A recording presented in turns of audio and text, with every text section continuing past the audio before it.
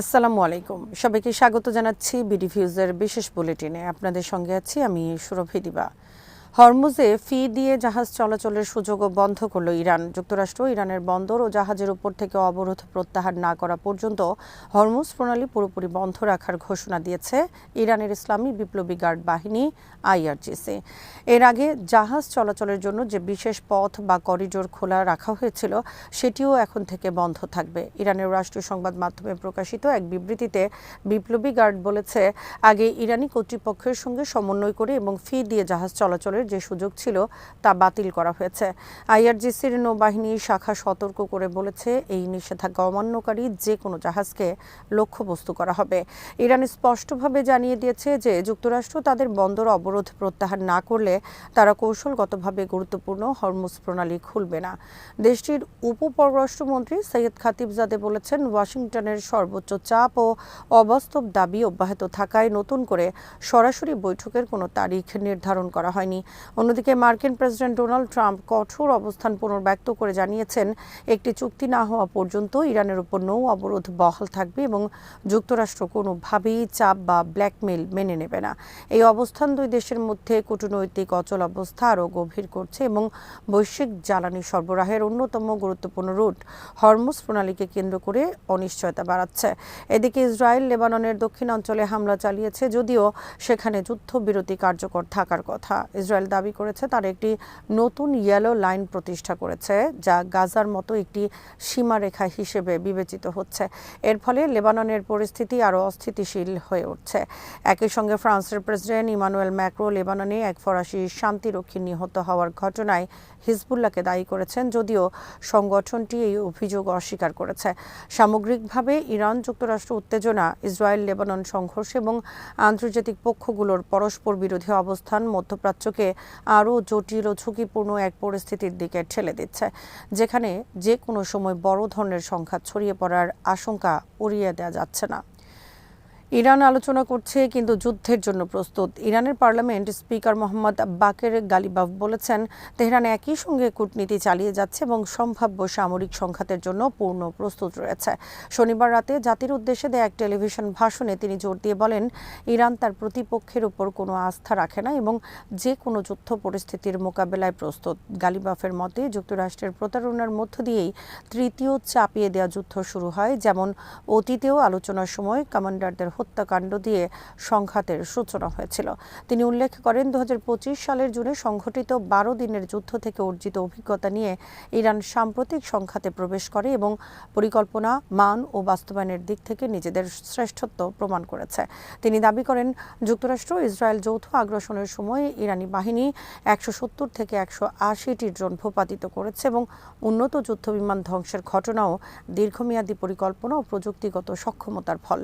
যদিও তিনি স্বীকার করেন যে সামগ্রিক সামরিক শক্তির দিক থেকে যুক্তরাষ্ট্র এগিয়ে, তবুও যুদ্ধের ফলাফল ও পারফরম্যান্সের ভিত্তিতে ইরান নিজেকে বিজয়ী মনে করে। গালিবাফ বলেন, শুধু অস্ত্র নয় বরং কৌশলগত পরিকল্পনা ও প্রস্তুতি বিজয়ের মূল চাবিকাঠি।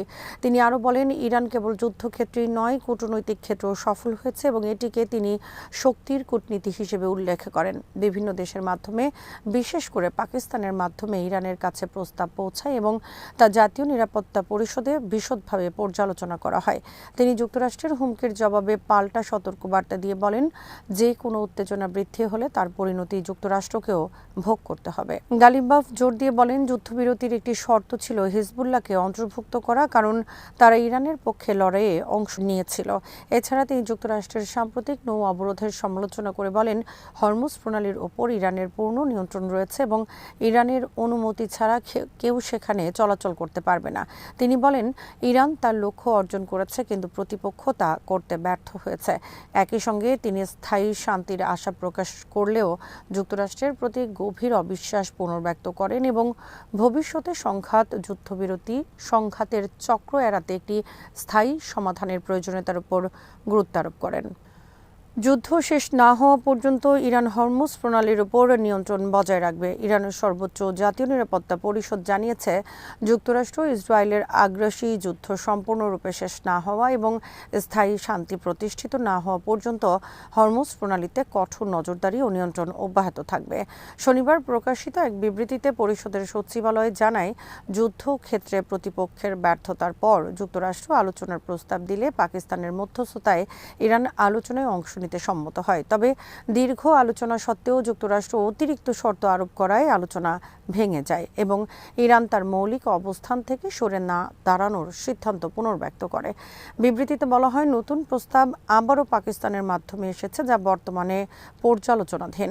ইরান স্পষ্ট করেছে, জাতীয় স্বার্থের প্রশ্নে কোনো আপোষ করা হবে না। একই সঙ্গে একটি অস্থায়ী যুদ্ধবিরতির পূর্ব শর্ত হিসেবে সব ফ্রন্টে হামলা বন্ধের কথা বলা হলেও ইসরায়েল লেবাননে হামলা চালিয়ে তা লঙ্ঘন করে।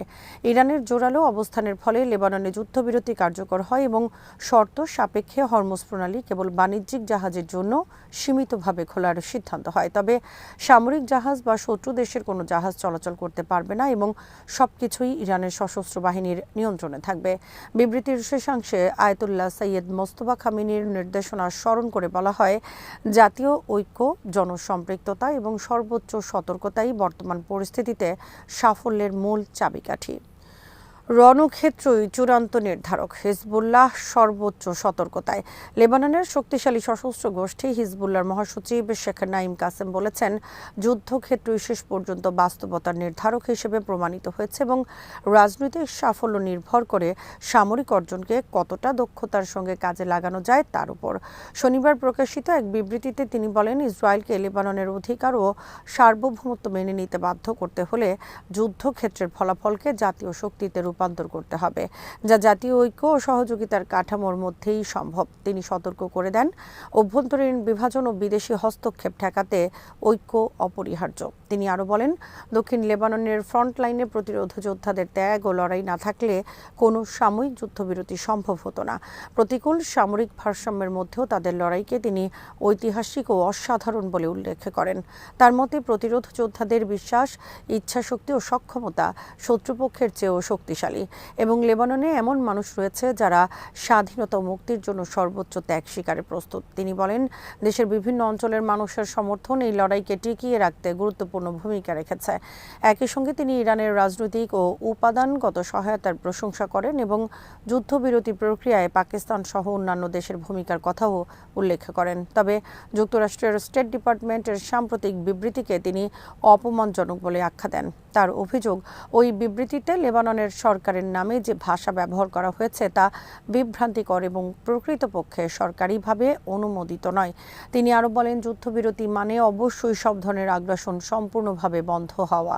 হিজবুল্লাহ ইসরায়েলকে বিশ্বাস করে না, তাই তাদের যোদ্ধারা সর্বদা প্রস্তুত থাকবে এবং যে কোনো লঙ্ঘনের জবাব অনুপাতে দেয়া হবে। একতরফা যুদ্ধবিরতি কখনোই গ্রহণযোগ্য নয় বলেও তিনি স্পষ্ট করেন। সমুদ্রে একাধিক ব্যালিস্টিক ক্ষেপণাস্ত্র ছুড়েছে উত্তর কোরিয়া। পারমাণবিক শক্তিধর উত্তর কোরিয়া আজ পরীক্ষামূলকভাবে একাধিক ব্যালিস্টিক ক্ষেপণাস্ত্র নিক্ষেপ করেছে বলে জানিয়েছে দক্ষিণ কোরিয়ার সেনাবাহিনী। এটি সাম্প্রতিক সময়ে পিয়ংইয়ংয়ের ধারাবাহিক ক্ষেপণাস্ত্র উৎক্ষেপণের সর্বশেষ ঘটনা। গত কয়েক সপ্তাহে উত্তর কোরিয়া একের পর এক বিভিন্ন ধরনের অস্ত্রের পরীক্ষা চালিয়েছে। এর মধ্যে রয়েছে ব্যালিস্টিক ক্ষেপণাস্ত্র, যুদ্ধ জাহাজ বিধ্বংসী ক্রুজ ক্ষেপণাস্ত্র এবং ক্লাস্টার যুদ্ধাস্ত্র। দক্ষিণ কোরিয়ার জয়েন্ট চিফ অফ স্টাফ এক বিবৃতিতে জানান, তারা আজ স্থানীয় সময় সকাল ৬টা ১০ উত্তর কোরিয়ার সিনপো এলাকা থেকে ইস্ট সিতে বেশ কয়েকটি ব্যালিস্টিক ক্ষেপণাস্ত্র নিক্ষেপের ঘটনা শনাক্ত করেছেন। বিবৃতিতে আরও বলা হয়, সম্ভাব্য আরও ক্ষেপণাস্ত্র নিক্ষেপের কথা বিবেচনায় রেখে দক্ষিণ কোরিয়া নজরদারি ও সতর্কতা জোরদার করেছে। এ ঘটনায় জরুরি নিরাপত্তা বৈঠক ডাকার কথা জানিয়েছে দেশটির প্রেসিডেন্টের কার্যালয়। বিশ্লেষকদের মতে, এসব পরীক্ষা ইঙ্গিত দিচ্ছে যে সিওলের সঙ্গে সম্পর্ক স্বাভাবিক করার যে কোনো উদ্যোগকে পিয়ংইয়ং আবারও নাকচ করে দিচ্ছে। গত জানুয়ারিতে উত্তর কোরিয়ায় বেসামরিক ড্রোন অনুপ্রবেশের ঘটনায় দুঃখ প্রকাশ করেছিল দক্ষিণ কোরিয়া। সেই পদক্ষেপকে উত্তর কোরিয়ার নেতা কিম জং উনের প্রভাবশালী বোন কিম ইয়ো জং অত্যন্ত সৌভাগ্যজনক ও বিচক্ষণ আচরণ বলে বর্ণনা করেছিলেন। আজ এখানেই শেষ করছি। সবাই ভালো থাকুন, সুস্থ থাকুন আর দেখতে থাকুন বিডিভিউজ। চ্যানেলটি ভালো লাগলে সাবস্ক্রাইব করুন।